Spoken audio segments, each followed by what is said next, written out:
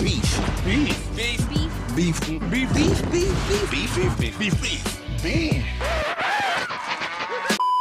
So basically, since hip hop has been hip hop, you know, rap has been rap, there's always been diss tracks or, you know, a rapper talking about like, oh man, fuck that dude, blah, blah, blah, I'm better than him. Because like, if you look at rap like this, rap is a competition. It's like a basketball game or like a football game or something. You're competing to be the best. You're competing to be the best lyricist. And that's how rap and hip hop culture kind of started. It was like, who's the best MC? Who's the best DJ? Who's the best dancer? Recently, the biggest beef has been between Nicki Minaj and Cardi B. No, not Cardi B. Who? She just came out of jail. Remy Ma. Remy Ma. She from the Bronx. A big, huge beef was between Nicki Minaj and Remy Ma. Right in the summer of 2017. It was crazy because Nicki Minaj made a song and talked about Remy Ma. She was making fun of like, you don't have, how you gonna call yourself a queen of rap when you don't even have, you can't even sell records and all that stuff. Because Remy Ma has been a really popular underground rap. Like she has a big following, but she's never broken out into mainstream. Nicki Minaj is popular because she's mainstream. Yes. The thing is about underground rappers, they're still connected to like hood people. Yes. Street. Remy Ma is street. Yeah. Remy Ma just got out of jail because Nicki ain't never been to jail. This is what happened. Her best friend stole some money from her, so she pistol whipped her. That means if you don't know, that means you get hit. With a gun.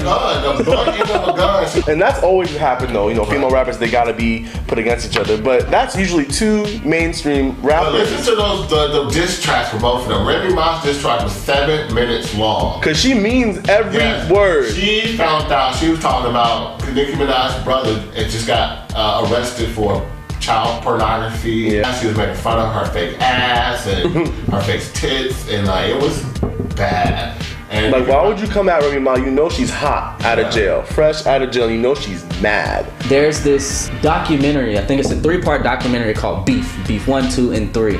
You should definitely check it out if you can find it. It goes from, you know, 1980s when rap started, and it's old, so it's like 2005 or something. It's so old, but it definitely shows beef and disses and battles from the beginning to like the end of the golden age. We got about 15 different beefs that you can pull up. Cold crushing, fantastic. The real Roxanne and Roxanne Shantae. Kumo D caught Busy B. Game or Coogee rap. I can out-rap Ice-T. If you love hip-hop and you love rap and you want to learn more of the history of rap and hip-hop, you should definitely check those out. Part 1 and Part 2. Why the fuck is it called beef? I really don't know why it's called beef actually. Sometimes diss tracks are necessary. Yeah, and also sometimes, in the game. Sometimes beef and diss tracks are fake.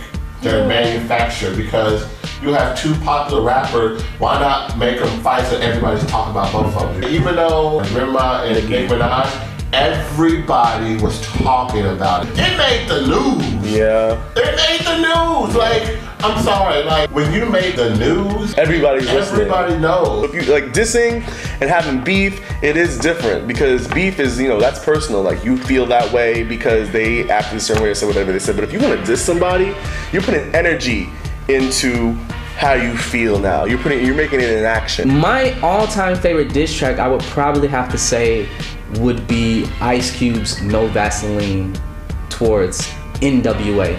Ice Cube versus NWA. That was a vicious battle.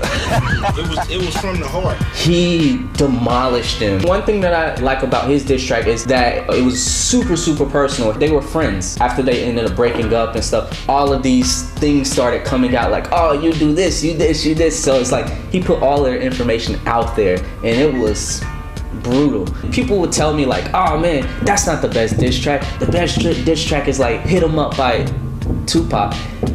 It was okay.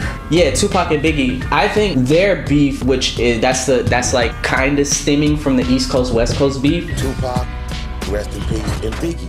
Rest in peace. The East Coast and the West Coast. That East Coast, West Coast thing. East Coast, West Coast. East Coast, West Coast. East Coast, West Coast. East, West Coast. East Coast, West Coast. East Coast. He represented West Coast and Biggie represented the East Coast. Their beef at first was between mostly them and their affiliates. It was the media that actually made it huger than it was, you know? Like Media. It's always the media, right? The media actually stemmed the thing East Coast versus West Coast. So it's like the media kind of like fucked that up, and we ended up losing Biggie and Pac from that. Another good diss track, it's two people, Nas versus Jay-Z. Ether, the Takeoff. It was big at the time, yeah, it was big at the time, like, because they were kind of competing who can be like the king of New York or whatever, you know. It was like, okay, I'm better than you, I'm better than you. They were always competing, you know, they always took jabs at each other. Jay-Z had a diss track for multiple people, and Nas just like, yo, fuck that, I'm just making one straight for Jay. That's why I like to listen to a lot of freestyle rap. And it's not just in New York, it's all over America.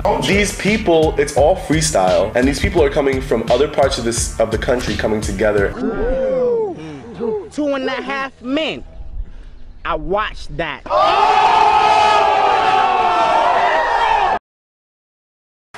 Opie Cunningham, fool, have a seat. Trying to diss Snoop Dogg, I beat you in the street. Knock off your cap, show you how to rap.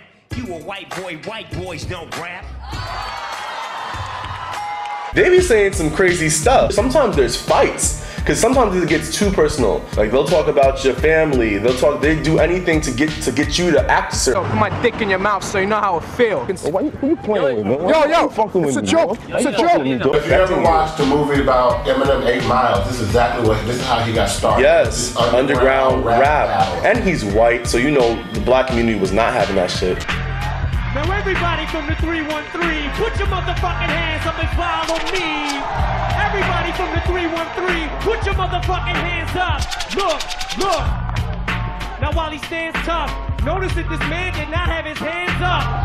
This free world's got you gassed up. Now who's afraid of the big bad boy of me? I am white, I am a fucking punk. I do live in a trailer with my mom, and we did fuck my girl. I'm still standing here screaming fuck the free world. Don't never try to judge me, dude. You don't know what the fuck I've been through. But I know something about you. You went to Cranbrook, that's a private school. What's the matter, dog? You embarrassed? This guy don't want to battle. He's shook, cause ain't no such things as halfway crooks. He's scared to death.